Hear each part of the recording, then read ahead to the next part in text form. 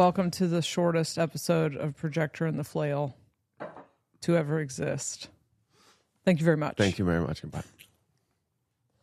I kind of wanted to skip this week because I'm so tired, but I figured we'd just do a quickie. You want to do a quickie? I love a good quickie. Get in, get out. We're in a hotel room pre-op for you. Yeah, you're going under the knife tomorrow. How do you feel?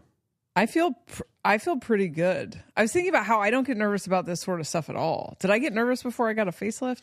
No, not at all. But Yeah. yesterday you said you were a little bit like anxious about this, but maybe it was just like butterflies. I was anxious about the pre-op appointment. Oh, that was like a breeze. It was a breeze. They were a lot of fun, but it was like a social thing. I don't know. I can't believe how fucking different I am after nervous system work. How well I have traversed so much socializing in the last few days. Were you anxious about the cacophony of socialization you put us through, surprising me for my 40th birthday? Yes. Yeah. So we are a couple days post Mark's 40th surprise birthday party in Los Angeles, which my real birthday is January 3rd, not whatever it is now, November something, 12th. Yeah, you know how fucking which is why it works so well. Shitty of a birthday that is? Like, Thank you. I mean, do you know how hard I find it it is? to be magical, actually. Well, I mean, I love it because I love you. But I mean, to plan a birthday party for someone whose birthday is 2 days after New Year's. Yeah. Every year. I kind of definitely sucks always get, kind of lost in the mix of other celebrations. Yeah. And then your mom is... My mom's, the day before Christmas. Christmas Eve, yeah. And then I've had a lot of friends that are like right around that area too. My ex-wife was the 28th. So it was like birthday before Christmas, birthday right after Christmas, then my birthday. Yeah, and New like Year's. all of our stuff it's like holidays, which we are trying not to celebrate very much. And then Phoenix's birthday is the 12th. And then your birthday's the 3rd, then Phoenix's is the 12th. Our anniversary is early February, and then my birthday is February 18th. And I seriously, I have like 5 or 6 friends that are early January, like 1 or 2 at the end of January. Yeah, because Capricorns are just... The shit. Yeah, they're like, we can't. Capricorns clump. There's certain signs that clump. They congeal. They congeal with other signs. And that makes sense for Capricorns because We're very thick. They feel kind of superior to... Are superior. They feign superiority. It's a valid feeling. So... The funniest part about planning a surprise party for you is that at the beginning, and I've been planning this for years. I've been planning this. I've had this in my head since maybe we were together a year. We met when you were 35, and I was like, oh, he's getting a surprise party for his 40th birthday. And then there were kind of deeper, more emotional reasons. You've spent years believing you don't have friends because you had a paradigm transformation. Yeah. You had the old awakening, death of your old life, birth of your new life, whatever the fuck. You left a band. You switched things up quite a bit. And then we live in like bumfuck North Carolina, and you're not good at keeping up with people on the phone, like, or the internet, really. Anyway, I guess it was probably about a year ago that I started trying to plan the venue. I knew I wanted to do it in LA because people were going to have to travel from all over the place. You have a shit ton of friends and old, like bandmates and stuff in LA. So I knew I wanted to do it in LA. It was also like kind of an easier place to get you to. And so I started looking for venues, and everything just came together like so beautifully. A friend let me use her amazing house that was perfect for it. Thank you, Asia. Thank you, Asia. And anyway, so it was probably about like February. I went to your phone and took pictures of everyone's numbers and started because I don't know a lot of these people. Like, I wanted it to be all the different eras of your life. So there was like, you were a teenager in a youth group, then you were in the band Malbec, then you were in Foster the People, then you have all these, and then now you have all these consciousness friends, and I wanted them to all come together, and I wanted you to know like how loved you are, because you've just kind of been of the belief that you don't have friends for the last few years. I mean, I think you have friends, but I don't think you know how much people love you.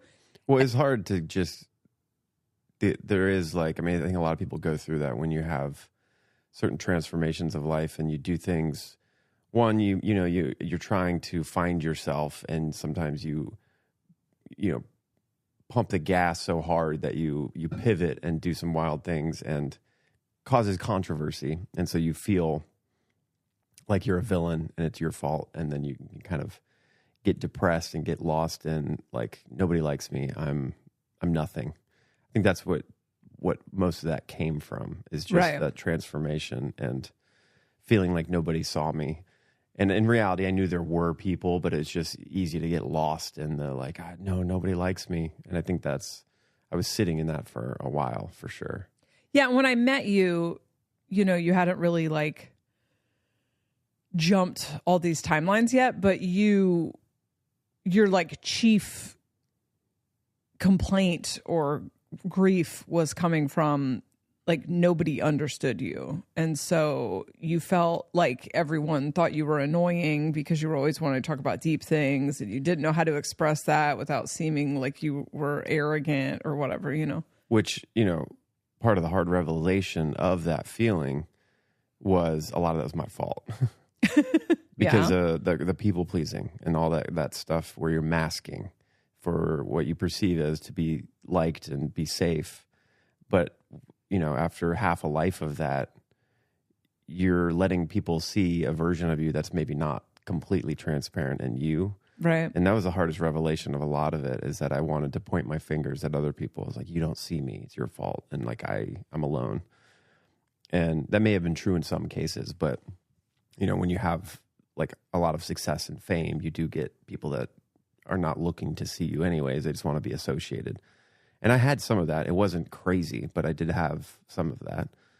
But the hardest thing was realizing like, yeah, a big part of that reason of feeling alone and not seen was because I was never showing the real me. I was never presenting it fully. I did with people that I felt safe with. And those are the people that are still friends with me, people that did really connect to that. So it's like two-sided, that was like part of the hardest revelation, is realizing I was a chronic people pleaser and how much that does not allow you to ever be seen, I was having a conversation with someone today who has a dynamic in their life where it's like the weaponizing of the love languages, and but it's not a romantic relationship. But this is, I hate this. I hate this idea of I am obligated to show up how you perceive love or you perceive connection or friendship, so that you don't have to do the work of loving yourself, where it's like, okay, so if love languages exist, which I don't even know if it fucking exists, it's just somebody's fucking theory. But even if it does exist, and my love language is cash money, is that one of them? I don't know. That sounds made up. That definitely sounds made up. Mine is cash money and yours is blowjobs. Sick. Yeah, that sounds right. Is that what they are? Cash money, blowjobs, rides to the airport, cleaning, and cats. So if yours is, I don't know, like yours is, because yours is kind of acts of service, I've noticed. That's how I show love. The way that you show love, right, is you'll build me stuff, or you'll create. If I get like kind of anxious or whatever, I've like come home and you've like created a space for me. That is how you show love. You're not like super affectionate with the words. You're not, if I want like reassurance or whatever. I mean, you are like, I love you, but you're not a super words of affirmation guy, because you're not like a words guy. I transpose words. So if I'm ever going to try to speak sweet nothings to you, it's going to be, forfeit flag and all the other stump on a log, all the weird shit. It'll maybe be cute and sweet, but it's not going to be romantic. And so if mine, like I say, mine's gifts, and yours is building shit. yours is acts of service. It just doesn't make any sense to me that and I don't know the book, I didn't read the book, but like, is the premise of the book that you then need to capitulate and change your language? Like imagine that it's language that you speak. Is so rather than me saying, oh, I know that his love language is acts of service, which I wouldn't even need you to tell me that. You never did tell me that. It just became obvious that I'm like, oh, this adorable thing that he does where he, like, you built me a desk. And I was like, is this love? Holy shit. Which I happen to love that. It's probably not I guess in some ways it's my love language. I don't know that I have one love language, but it's kind of a gift. I mean, like, it's giving, if yours is gifts, it's somewhat of a gift, I guess. And so, yeah, I'm trying to think of one that's different. I guess it would be words of affirmation would be very different from that. So if I'm wanting you to verbally reassure me all the time that you love me, but you don't feel comfortable expressing verbally, and you feel comfortable expressing through actions, and then I tell you that you're not doing it right, you're not showing up right because I'm you're not giving you words of affirmation. Your own language is weird. Yeah. And I was talking to someone today who's like has that experience like in a non-romantic, not necessarily like drawing from the love languages thing, but it's just such a weird part of culture where we equate love or caring about people as be someone other than yourself so that I can feel something. Yeah. Rather than feeling loved is about you and yourself, and getting to receive love from someone else is about receiving who they are as a person. It's not about making them capitulate. And I feel like I rant on this every podcast, but it's not about making them be something different than they are. But this is how we're so programmed by homogenized reality that we're all have been people pleasers, trying to be what other people want us to be and act how other people want us to act. And healing really looks like going, I don't like this. I don't want to talk about this anymore. Or, okay, I'm now someone who just goes, okay, I'm done hanging out. Bye. I just get up and leave. Social battery's empty. Where I used to just have a constant running, what do they want me to do? How do they want me to be? Am I in, And I spent a lot of my life trying to be something different than that because I thought that made me a good person. And it really is weird. It's weird to have friendships or relationships with people or familial relationships and have the expectation be you need to show up different so that I can feel loved. Right. And it's like, okay, well then who, but then it's not me. So what is it that you want? You want to be rescued from your own internal experience. Just love yourself, dog. And then I'm the cherry on top in my authenticity. I don't want to maybe go on that rant. Anyway. I'm so glad the party's over, but was like sad that it's over also because I do wish we could capture that in a bottle. Yeah, well, you did get you had a professional photographer, videographer there. That's true. It was very wedding-like. It really kind of was. The catering was insane. And then, yeah, the photographer and video, I can't wait to get those photos back because definitely I didn't want it to end. It's probably the first social gathering thing that I was not at some point looking for the door, trying to get out. I did not want it to end. I don't think I've ever felt that much appreciated and loved. People coming from all over the place, like all over the world. And just that thing where you have different times of your life, you have different eras of groups of friends coming all together and intermingling all for you, but then seeing them watching, I couldn't get over watching my youth group, high school friends connecting with bandmates from either band or, niche kind of circle of friends in Nashville that none of them ever knew about. And and they're standing there talking to Ramin and Noah Lampert. Yeah, it's so fascinating. And it definitely, I think it validated that that feeling that I had, you know, lingering. It was like, I don't know if people like me anymore. I don't feel loved. I don't know if I have friends. Again, I knew in the back of my mind that wasn't really true. And it's kind of something that I was like hyper focusing on because of the state that I was in and like what I went through. But it fixed that. I mean, I think I'm good for life. Like just having that experience was like, oh my God, this is a total illusion that I was in, that I did something so bad that nobody likes me anymore, you know?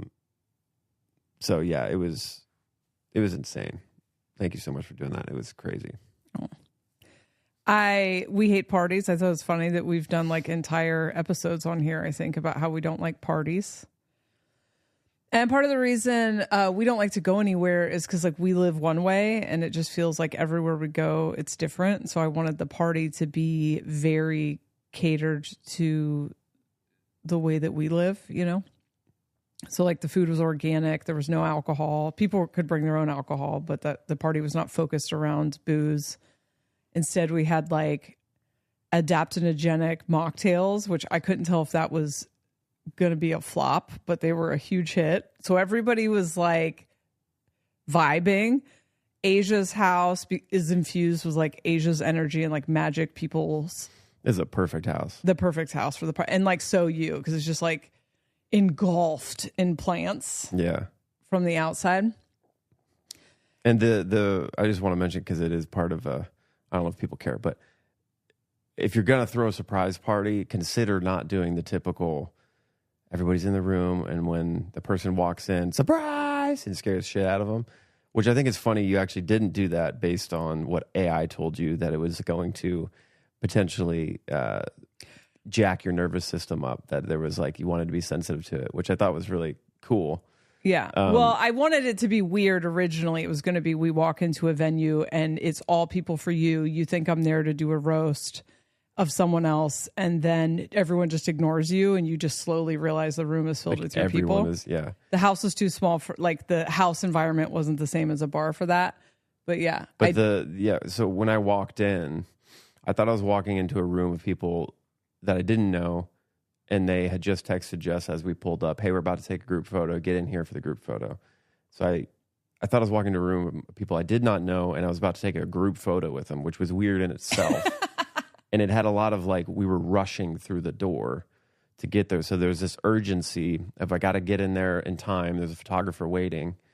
That was all perfectly set up. And then as I walked into the room, I kind of awkwardly was just like, hey, I'm Mark. And then slowly started to realize, wait, I know some of these people. Saw my mom first.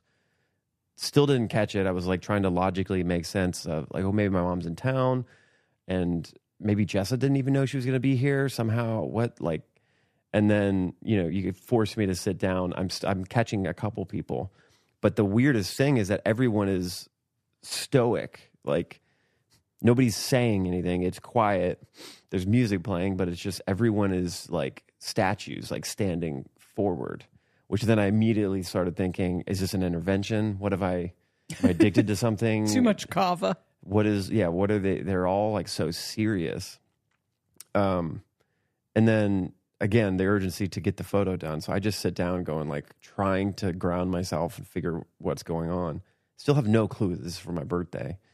And then they snap the photo and everybody screams then happy birthday. And then I, slowly like melt back down. I'm like, oh my God, this is a room full of people that I know. And slowly then started to catch like the diversity of, my youth group, people that I never thought would show up, that I hadn't seen in 15 years. And then both bands, pretty much all of the members, your family, like your parents, my sister. It was so amazing. The stoicness, though, like that's the coolest part, is making it really surreal. I felt immediately, maybe I'm dreaming. Is it an intervention? None of the energy was like matching up to my preconceived idea of what I was supposed to be coming into. And then even when I started to realize like maybe this is a surprise, no one has that vibe of a surprise. It's right. Like it's dreamlike. It's like they're statues, Yeah, so I wanted it to be surreal originally, and then when it ended up was going to be a house party, I was like, well, you can't really pull off the mingling thing. So I guess we'll just do the surprise. And it just never sat right. Like I kept like imagining it, playing it in my mind, and it just never sat right. And then I was like, oh, that's fight or flight. Like that's a startle. That's disruptive to the nervous system. And then launching you into a social situation when you've been really internal for the last month. And just never sat right. So then I did ask AI, and just heads up for anyone out there wanting to do a surprise party. It is actually rough on the nervous system to be startled and then have the paradigm shift happen. It's a weird feeling of like embarrassment and a lot of appreciation, which sometimes also feels embarrassing because you're like, you guys did this all for me, like little old me, you know? Yeah. But I may have been internal and like kind of not social that day and those previous days, but it was such an immediate rush of adrenaline that once I got over the little embarrassment, I was like, I could not get enough of talking to everybody. And yeah, for 2 days, I was like social little butterfly. Yeah, I can't believe I didn't cry. That was the other thing, is I was like, if we would have done like surprise, I definitely would have cried. And so it kind of, there was so much built up tension, and I was so fucking stressed out leading up to it because I'm not a secret person. And so I was like, had all these partitions in my mind to prevent you from hearing it in the ether. And then you did hear it in the ether in the funniest fucking ways. There is an entire rant that you did on this podcast about using the metaphor of a surprise party. And the whole time you're talking, I'm like, fucking like looking at my phone or trying to like, don't engage, don't make a face. Somebody accidentally invited you to someone else's surprise 40th birthday party, and then texted you back and was like, never mind, that wasn't for you. And I was like, are you fucking kidding me? Then there was a day. So at the beginning of this, I was so clandestine. I had a fake email address. I was wiping my browser history. I was deleting texts. Like in February, I was being so CIA about it. And then after a while, I realized, Mark is so adverse to the vibration of logistics and planning that I could plan this right in front of his face and he won't pick up on it because he doesn't want anything to do with logistics. Yeah, numbers, calendars, got something else to do. And so there is just like a vibe when I'm into planning something that you're like, I'll go in the other room. And so there were times where I was like texting or figuring things out like right in front of your face. And one day I was bragging about that to someone, and I said pretty much that exact sentence. Like, I'm sneaking around right in front of his face and he has no idea. And then the next morning you woke up and you were like, I had a dream you cheated on me, but you like weren't cheating on me, but you were like, I don't know, sneaking around right in front of my face. And I almost lost it. I was like, I can't imagine. I was picking up on it, but like could not contextualize and make sense of it. It was just like, yeah, weird. I feel like you're sneaking around. It's crazy though. I really I had absolutely no clue. And I thought you would never be able to pull it off. I'm pretty good at figuring that out too if someone's trying to pull one over. But being in the middle of the year, like so far away from my birthday, and yeah, I think there was no way, because it was originally going to be later in January, and I was going to see if I was just going to use Tim's birthday, because you guys are a few weeks apart, as an excuse to get you to LA. But too much risk of getting sick that time of year, too difficult. Like, people are not going to travel right after the holidays. The weather sucks. It's better to do it before too, especially if it's like a big birthday, like 40. Yeah. Then do it before the actual date comes, because then it's like the actual 40th is probably going to be like a little bit underwhelming, and then it, Yeah, I would have had to make it seem like I ignored your birthday, which would have, been a bummer for a few weeks. So we threw one for Lilith's 10th birthday last July. Not this last July, but the July before that. I was already planning the party. Like, your mom and sister already knew I was going to do a party at that point. And then we're having a conversation about Lily, and you're like, I've never gotten a surprise party. Like, no one's ever thrown me a surprise party. And same thing, I was like, don't make eye contact, don't make eye contact, don't make eye contact. And in that moment, I heard you think, like, oh, now she's going to try to throw a surprise party. Yeah. I was like, motherfucker, I was already going to throw a No, surprise yeah, I party. definitely thought that. But I also even thought, like, I knew I wasn't going to have to tell you that to get you to do it. It wasn't like I was saying it to get you to do it. But I did think in my head, I was like, oh, well, now the cat's out of the bag. It's something I've never experienced. This magical woman is going to make me experience it. But I had no clue when, you know, and I had just forgotten about it by the end of the year. Yeah. And just, again, it's like... Well, didn't you think, like, she wouldn't be able to do that? Yeah, part of me was also like, I don't think it's ever happened because I can pick up on it. Like, I was notorious in high school when you ever have people, you know, like roll each other's houses with toilet paper, throw toilet paper in the trees. Was that big when you were you didn't go to school? No, I was trying to get beat into a gang when I was a teenager. Different life. Sorry. You were banging meth. It was huge in our high school. Like, you'd always be trying to go to someone's house and, you know, get the popular kid's house or whatever. It's just like a little war back and forth between everyone. And my house was notorious for never getting rolled because I would always figure it out. And sometimes it was like somebody would rat out them to me, like, hey, they're going to do it tonight. And I'd be like, okay, sweet. Thanks for ratting out. And then I'd prevent it. I'd get it shut down or I'd be up all night or whatever.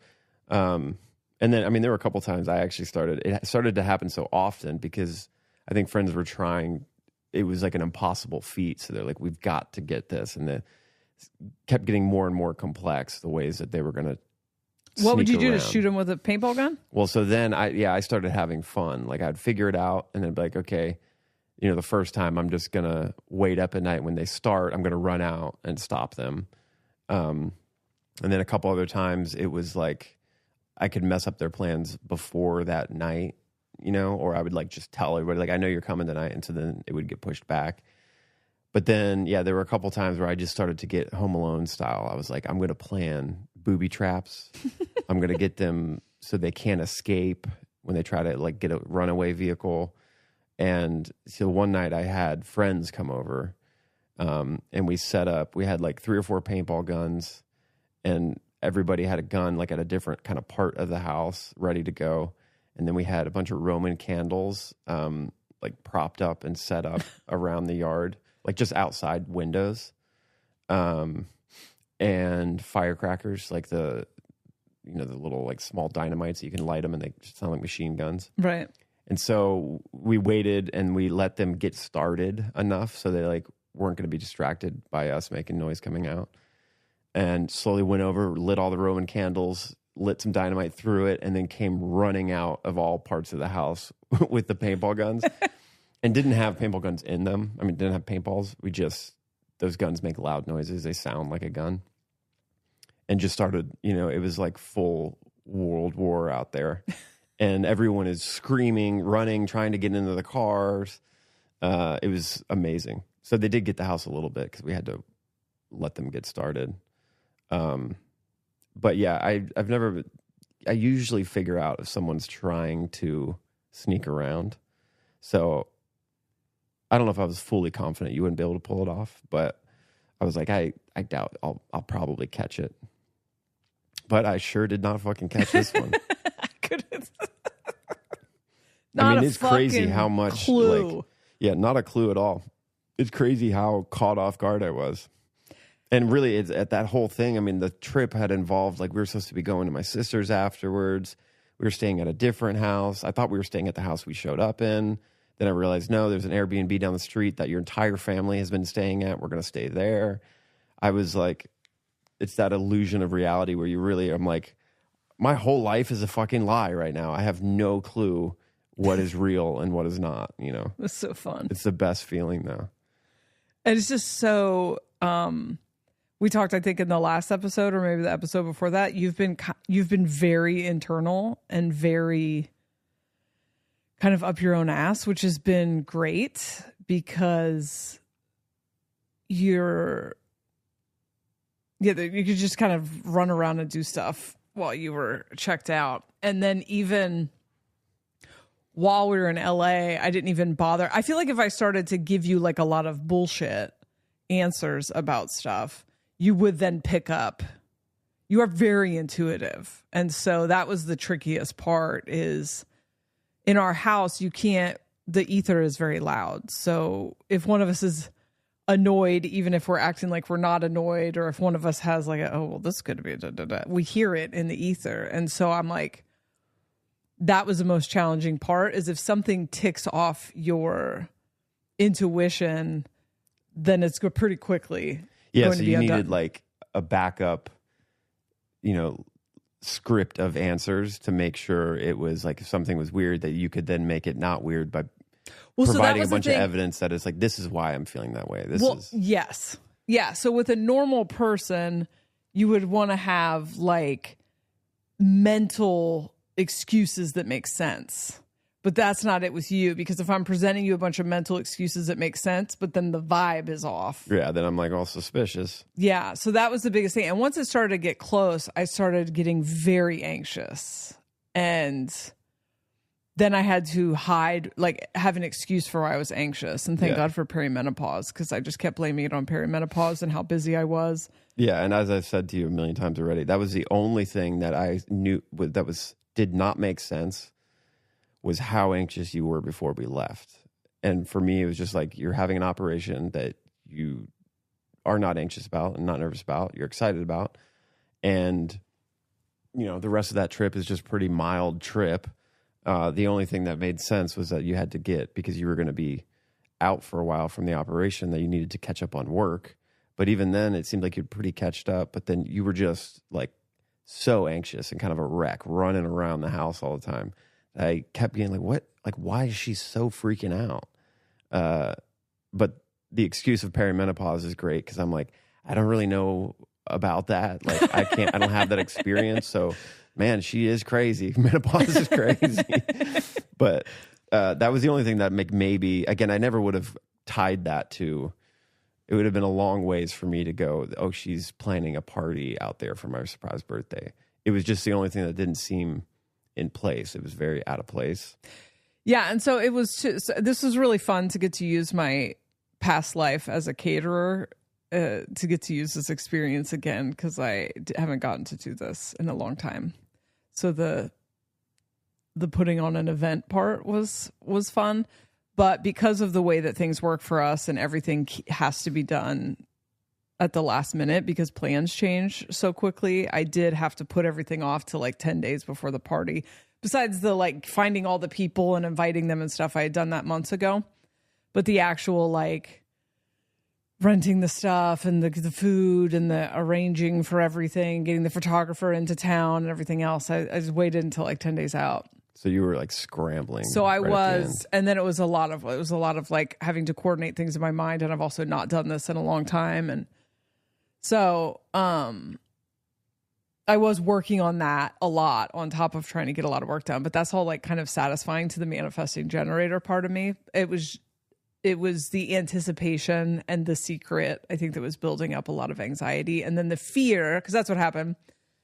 I started to get afraid that it was a huge mistake and that I was actually throwing you into a introvert's nightmare and that you were going to hate it and that it was going to be the worst thing I ever did to you. And so that would have been quite the surprise. I walk in and I'm like, oh, no, guys, go home. No, fuck this. I want out of here. I finally confessed about it on a live stream that I deleted afterwards, but I ended up talking about it for about a half an hour because I was giving myself brain fog by partitioning it in my head so that you couldn't hear it. I was giving myself brain fog with it. So I ended up confessing on a live stream about 5 days before we left on the $20 tier. And then we talked about it for about a half an hour. And then I deleted that live stream and put a new one up. And someone in that said that their nervous system got so jacked by people screaming surprise, they got pissed and left, and they had the party without them. Gosh. And I was like, he would never do that. He's too people pleasing for that still. But I was really, really worried that I either wasn't going to pull it off, that it was going to suck. I mean, like as we were driving to the party, I had convinced myself that there wasn't enough food. And so, yeah, I don't know. Some of it was perimenopause, but another thing that happened was 2 weeks beforehand when I really started to work a lot on it. I went to record a podcast episode and you were trying to prepare for a live stream and you were trying to get into my, like, I don't know, one of my streaming apps. Because I have all these apps. So you're just using mine. And all of the planning was happening on my computer. And because it was I would have to stop whenever you're wandering around the house. I had open tabs of like party rental, catering, like cupcakes, like whatever. And I just kept it minimized because you're never on my computer. But I was recording the episode with Natalie and you were having a hard time getting into the account because you needed to get into my email, whatever. So I come downstairs to help you get into the account and you go, also, I found something I think I wasn't supposed to find. And it was actually something in one of the kids' room, and we're not going to talk about what it is. But the way I almost confessed immediately, because I went, God damn it. Yeah. Fuck. And then I like pumped your brakes. It's like, whoa, hold on. No. It's this. And then you were relieved, but then I was like, suspicious. Again, did not pick up that it was this huge thing. I thought it was like a gift for Christmas or something. The next sentence out of my mouth was going to be, it's 2 fucking weeks away. Wow. And thank God you stopped me. And you're like, I wasn't yours. Because then it just made sense. I was like, oh, he got on my computer and tried to pull up the Chrome tab that I have all this stuff on. And yeah, that was so funny, man. You melted. Like, just, I wasn't even done with the sentence. And you're like, no. I was like, whoa, slow down. No, not slick at all, just dry stitching. So then I told you I was making you something, which I am making you something still. So anyway, I love you so much. I love you so much. Thank you for doing that. It was perfect, top to bottom. It happens so rarely that my plans work out. Like, this is not happening played out exactly how I imagined it. And this party played out exactly how it was everything I wanted. And I was stressing to Lacey like a week beforehand and was like, what if I'm making a huge mistake and he actually hates this? We don't even like parties. Like, we've done entire episodes on how we don't like parties and I'm throwing him a party. What the fuck am I doing? And she's like, I think he's going to feel recognized. And I was like, well, yeah, that's why I wanted to do it. But what if that doesn't work? So it worked. I can't wait to see the pictures. And if you're listening to this podcast and you came, I love you so much. I feel so seen. Oh, I heard that. So not what you were saying. Well, hope they heard what I was saying. I thought you meant like if the story made you come. It's like, what?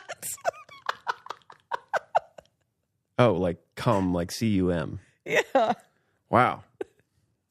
If you were listening to this podcast and that just made you came. Weird. All right, Jess's mind's in the gutter. I know what we'll be doing after this podcast. Just kidding. Just not kidding. Yeah, that was already on the... And so now we're in St. Louis, and we went to the pre-op, and I'm getting an arm lift tomorrow. And then I will have T-Rex arms for 2 weeks. And you're going to have to take care of me. Is that why you did the surprise party? So I would have to take care of you? No, but God, did that work out fucking good. And it didn't even occur to me until very recently. Oh, that actually probably built up a little gas in his tank for taking care of me. There you go. Smart. Smart play. I'm ready to wipe your ass and feed you.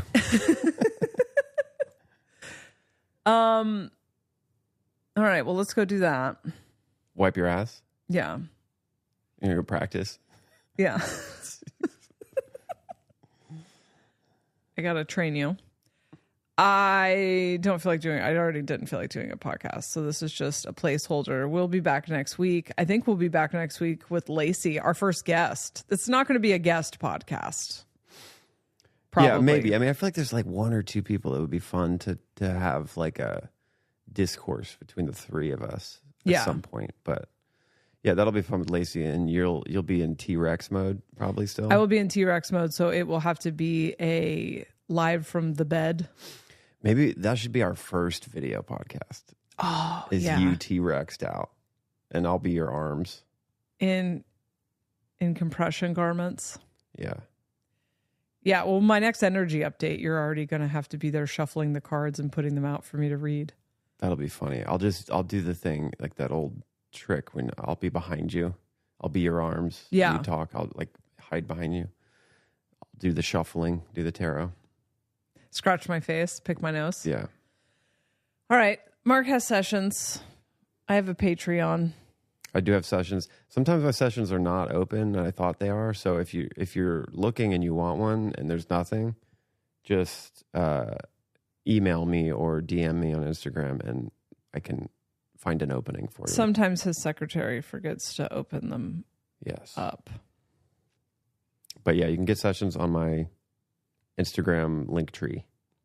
Suit up with a 5. 5 up. Jesus Christ. All right. You can actually just Google Mark Pontius Acuity is faster if you're not on Instagram. All right. Love you. Bye. Bye.